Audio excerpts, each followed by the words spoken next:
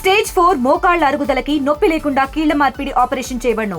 Doctor Ramesh Gajula, endoscopic spine ortho surgeon and pain physician, Panacea spine pain ortho and sleep centre, Uppal, Hyderabad. నిన్న రాత్రి హైదరాబాద్లో వాన దంచుకొట్టింది. దాదాపు 3 నుంచి 4 గంటల వరకు పడిన ఒక 4 అవర్స్ వానకే మొత్తం జలమయమైన పరిస్థితి అయితే ఉంది. ప్రస్తుతం మనము బేగంపేట వద్ద అయితే ఉన్నాము. పలు లోతెత్తు ప్రాంతాలంతా కూడా నిండుకుపోయిన పరిస్థితి. ఇళ్లలో కూడా వాన నీరంతా కూడా లోపల నిండుకుపోయిన పరిస్థితి. ఎక్కడ పడితే అక్కడ ట్రాఫిక్ ఇబ్బందులు అయినాయి. ఒక్కసారి మనం విజువల్స్లో కూడా చూడొచ్చు.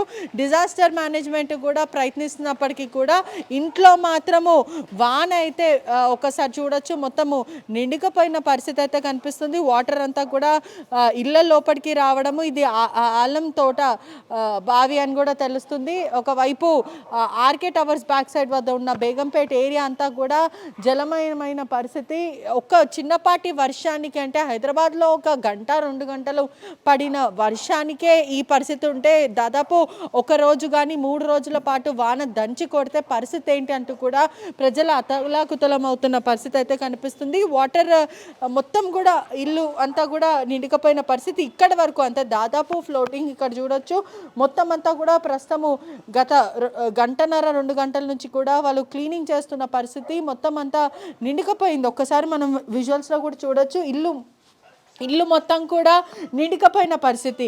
ఏదైతే లోపటి వరకు, అంటే దాదాపు వాటర్ ఒకసారి లెవెల్ చూస్తే కూడా ఇక్కడ చూడొచ్చు మనం, అంటే ఇక్కడ వరకు కూడా ఈ గోడకి మార్క్స్ కూడా చూడొచ్చు. ఇక్కడ వరకు కూడా నీళ్ళు నిండుకుపోయిన పరిస్థితి.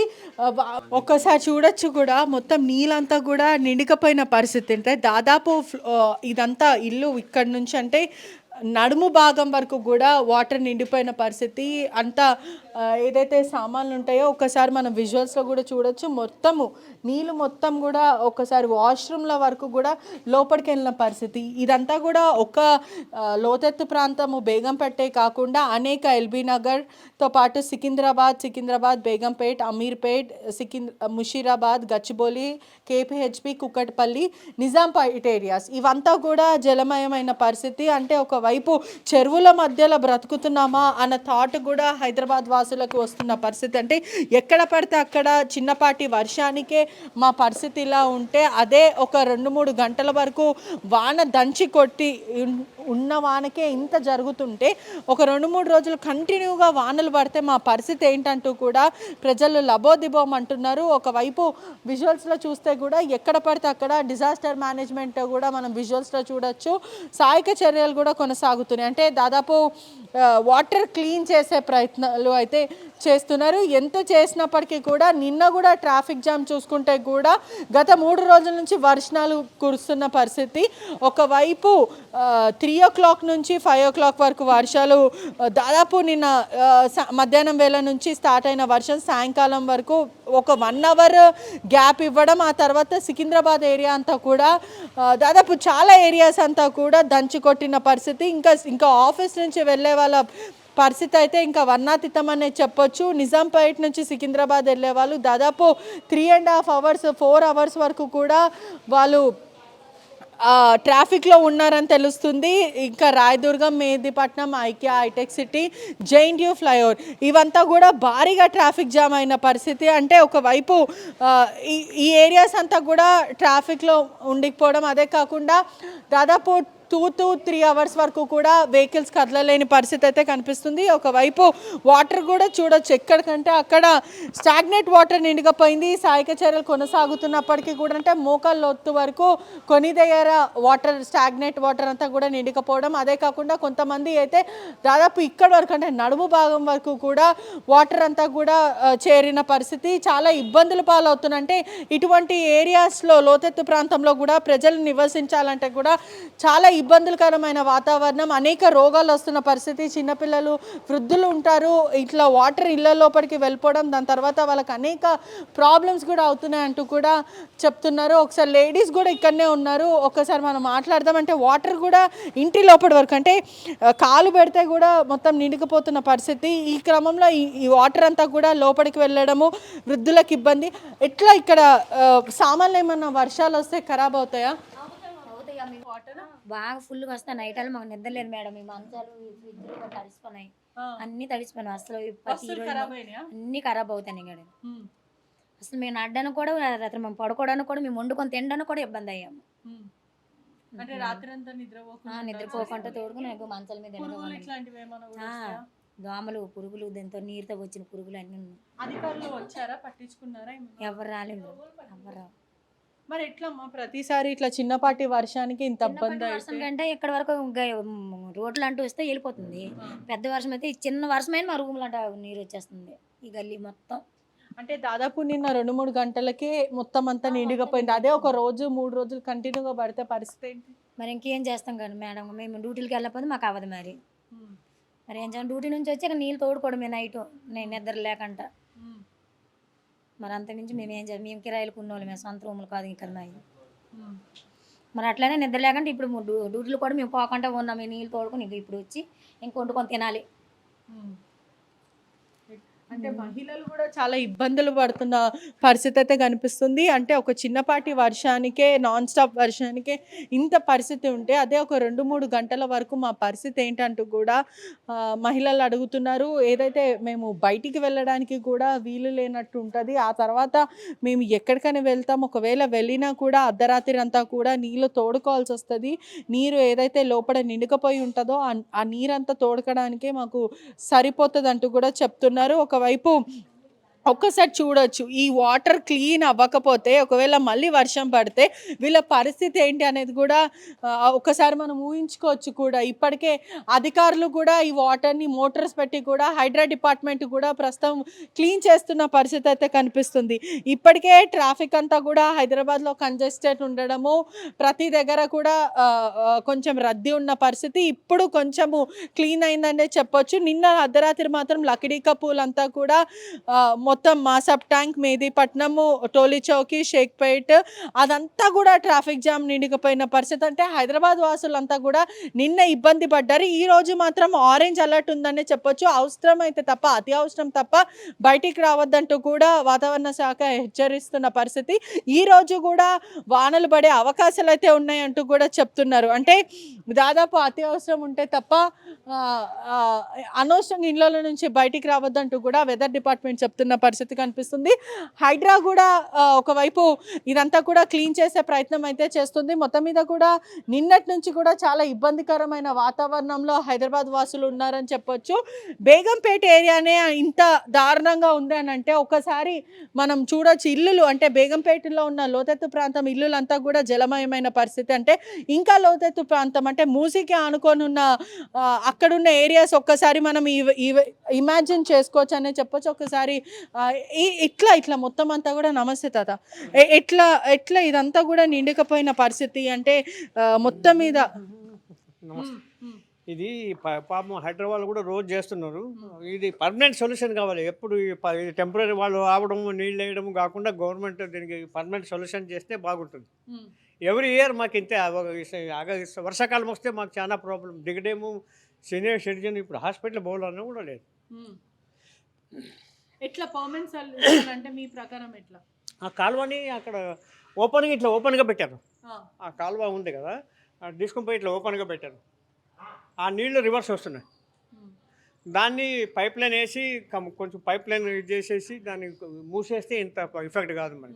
ఈ పైప్ లైన్ గురించి మీరు మాట్లాడారా ఎవరితో, అధికారులతో? అందరూ వస్తారు, మున్సిపల్ వాళ్ళు వీళ్ళు వస్తున్నారు, కానీ మన ఐడియా చేస్తలేరు వాళ్ళు. మీ తెలీదు, మీ ఐడియా తెలీదు, అట్లా లేదు ఇట్లా లేదు అంటున్నారు. అది మరి ఇక్కడ ఉన్న మీ పరిస్థితి ఏంటి? ఇదో ఇండ్లంతా కూడా బుడద మీరు ఒక్కరే ఉంటారా? ఓకే, మరి ఇది క్లీన్ చేయడానికన్నా కూడా చాలా ఇబ్బందులు, మొత్తం బుడద నిండుకపోయిన పరిస్థితి. వర్షాకాలం ఖాళీ చెప్పేసి అట్లయినా ప్రాబ్లం కదా, రెంట్ రాదు, ఏం రాదు, మరి ఏం చేస్తాం? ఇంకేం చేయాలి? పాపం వాళ్ళు ఇబ్బంది పడతారు కదా, వాళ్ళు లేబర్ ఇబ్బంది పడతారు, వాళ్ళు ఉన్నోళ్ళు రెంట్ వాళ్ళు ఇబ్బంది పడతారు. అది మాకు ఇష్టం ఉండదు కదా. 3 నెలలు మేమే భరిస్తాం, 4 నెలలు తర్వాత ఇస్తాం. దీనికి ఏంటంటే గవర్నమెంట్ పర్మనెంట్ సొల్యూషన్ చేయాలి. ఆ కాలువని ఇట్లా తీసుకుని పోయి, మీరు అండర్స్టాండ్ చేసుకున్నారు కదా, బేగంపేట నాలాకి ఇట్లా తీసుకుని పోయి ఇట్లా వదిలేశారు. దానికి ఒక పైప్ లైన్ వేసి ఇట్లా గోడ కట్టేస్తే అంత 99% తగ్గుతుంది. అది ఎవరు వింటలేరు. 3 కోట్లు 4 కోట్లు ఎస్టిమేట్ వేస్తున్నారు, కానీ అంత అక్కర్లేదు. దగ్గరగా 5 కోట్లలో పని, ఒక 5 లక్షల్లో పని అయిపోయేది అట్లుంది. అది దాన్ని ఎవరు పట్టించుకున్నారు, ఎవరు ఏంటి మా మాట. మున్సిపల్ నీకు తెలుసా మాకు తెలుసా నువ్వా మేమా అంటున్నారు.